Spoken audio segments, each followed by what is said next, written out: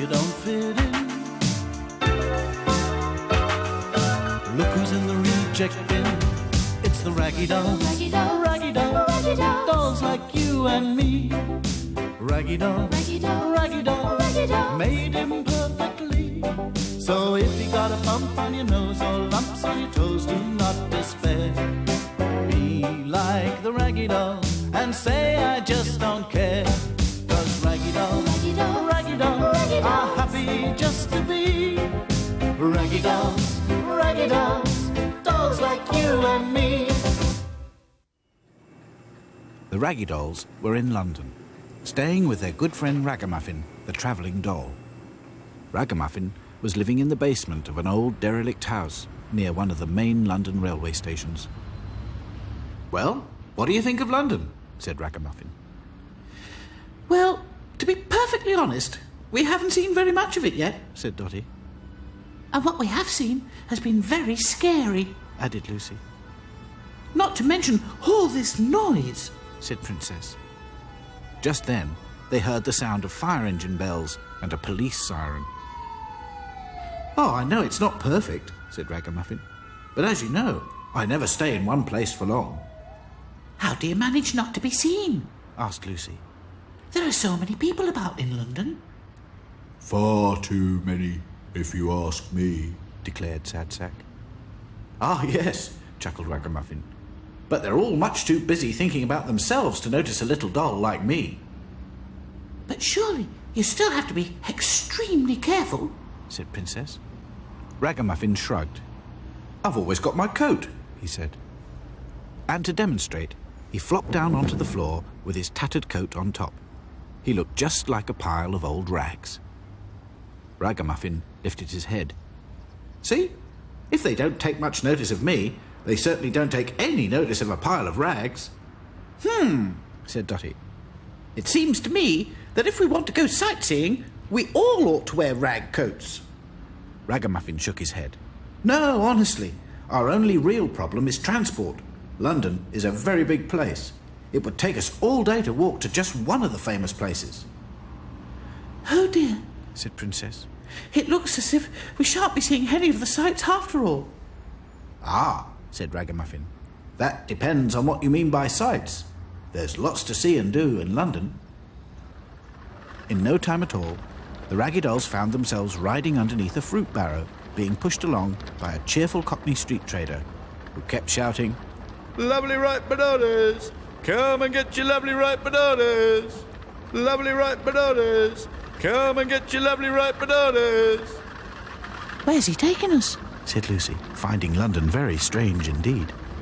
You'll see, said Ragamuffin. Don't worry, it'll be fun. At least it's better than walking, thought Sad Sack. The barrow stopped at a street market in Old Covent Garden. Come with me, said Ragamuffin. He led the Raggy Dolls under a long line of market stalls, selling everything from T-shirts and comical baseball caps to books, old clocks, costume jewellery, and genuine antiques. At the end of the line of stalls was a large open space, and there a clown was entertaining the crowds. The Raggy Dolls watched as he juggled with oranges, apples, and bananas. The crowd cheered and applauded. So did the Raggy Dolls. He was very good. But then, an important-looking businessman with a briefcase walked right in front of him. The clown quickly picked up a small suitcase and followed him, copying his walk and manner perfectly. When the crowd laughed, the businessman turned round, but the clown immediately pretended to be looking for something in his little suitcase. The poor businessman hurried off, very embarrassed. The clown waved goodbye to him and took out a model car remote controller. He quickly spotted a pigeon walking along, and he followed it here and there, pretending to control it by radio. It was very funny indeed, and everyone laughed and applauded until the pigeon flew up and settled with its friends. Come on, said Ragamuffin. There's lots more to see. They left the clown juggling Indian clubs and wobbling about on a unicycle. Ragamuffin led the Raggy Dolls back under the market stalls until they were close to the pavement and a pair of policemen's boots. Now what? Whispered Dotty. We wait, said Ragamuffin.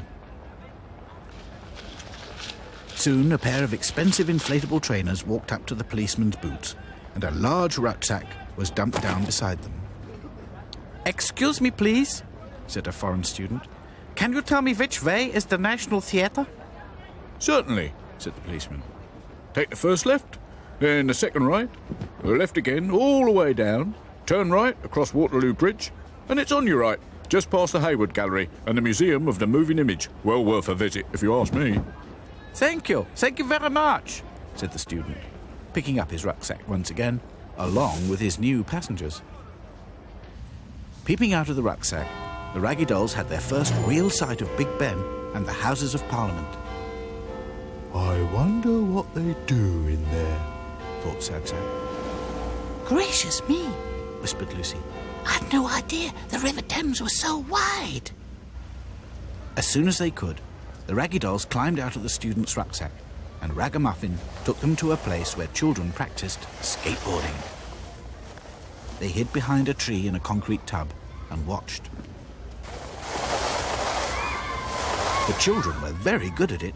They whizzed around, jumped and turned in midair, and did all kinds of tricks. It was brilliant. Back to Front was really impressed. Wow, I'd like to try that. As soon as I get home, I'm going to make myself a skateboard. Me too, said Hi-Fi. Speaking of home, said Dotty. I rather think it's time we were going. I quite agree, said Princess. London is very exciting and all that, but it's so noisy, it's giving me a headache.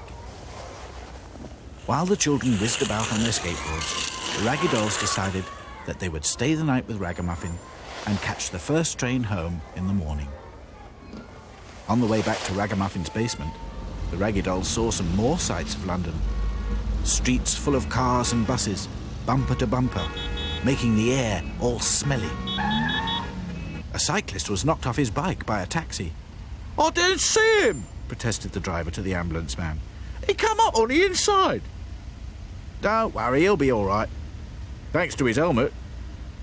And then there was the dust and litter. A whole newspaper blew along the pavement and knocked the Raggy Dolls over. At last they managed to hop onto a double-decker bus and hide under the stairs. It was dark by the time the Raggy Dolls got back to Ragamuffin's basement. He made them all a cup of cocoa. Phew! What a day! exclaimed Dotty. My feet are killing me. It is very tiring being a tourist, agreed Ragamuffin.